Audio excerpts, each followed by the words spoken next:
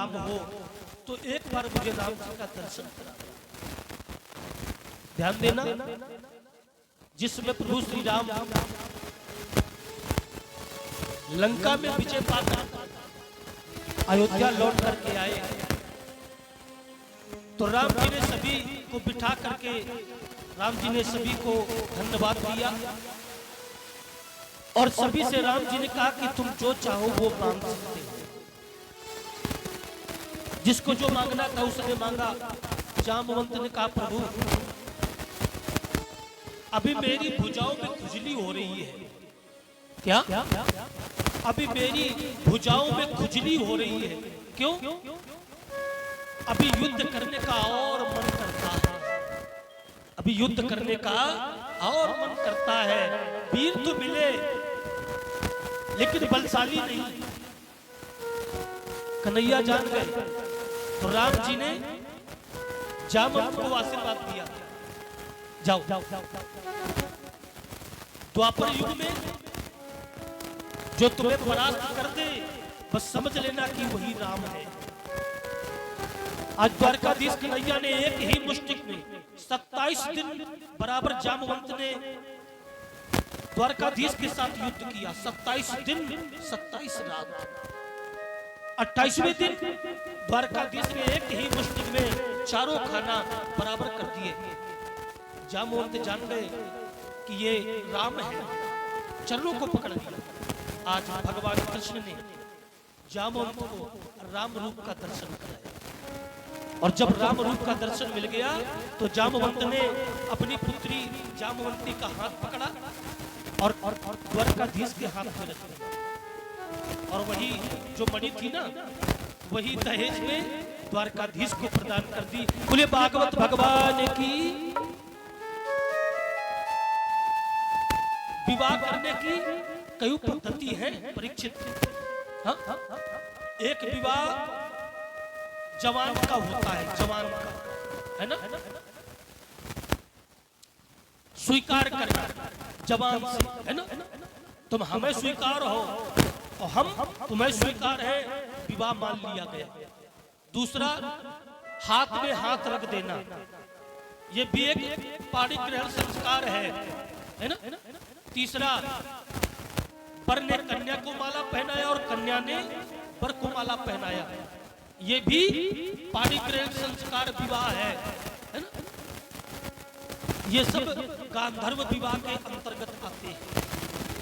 और जो अग्नि देवता की, है ना, मंडप के नीचे ब्राह्मण के द्वारा जो विवाह भावरों वाला किया जाता है ना? आपका विवाह कैसा हुआ? भावरों वाला? अच्छा तो ठीक है। परीक्षित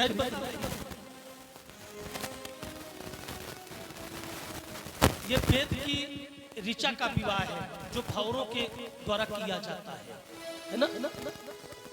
जानते हो ये जनात, ये बारात, ये नाते रिश्तेदार, है ना, ये क्यों बुलाई जाते हैं? ये सब हमारे विवाह के साक्षी हैं।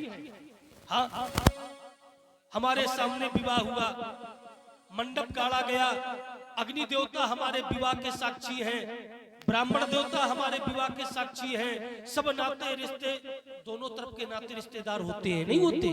बिटिया पक्ष के भी रिश्तेदार और लड़का पक्ष के भी रिश्तेदार दोनों होते हैं। 7 वचन और 5 वचन भी होते हैं परीक्षित। कभी भूलना न चाहिए।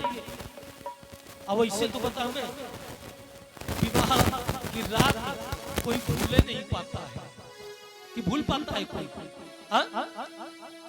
सब नाम काम भूल जाएंगे लेकिन जब विवाह की बात करो तो वो दिन एक एक क्षण व्यक्ति को याद रहता है, वो भूलता नहीं। तो पहला विवाह रुक्मिणी के साथ और दूसरा विवाह जामवंत की पुत्री जामवंती के साथ। जामवंती को लेकर भगवान द्वारकाधीश घर आए और जामवंती को घर में छोड़ा और वो जो मणि थी वो सत्यजीत को प्रदान कर दी कि भैया ये तुम्हारी मणि है, तुम्हारा भाई जंगल गया था शिकार खेलने मणि पहन के, तो सिंह ने तुम्हारे भाई को मार दिया और मणि सिंह ले गया, और चोरी का कलंक तुमने हमारे ऊपर लगा दिया। सत्यजीत को बड़ी शर्म लगी।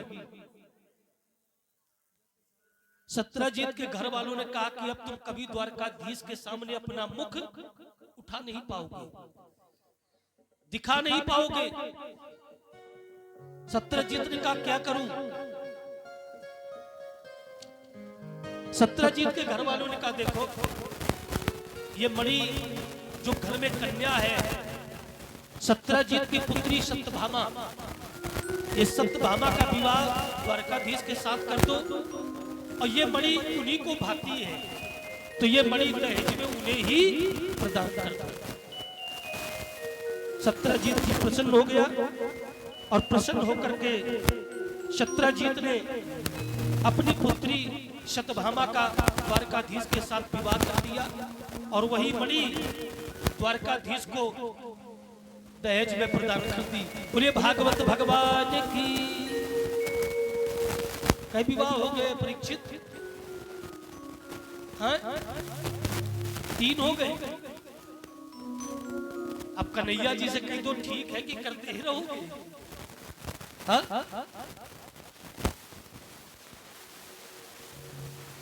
इस प्रकार से कन्हैया ने सत्यभामा के साथ विवाह किया।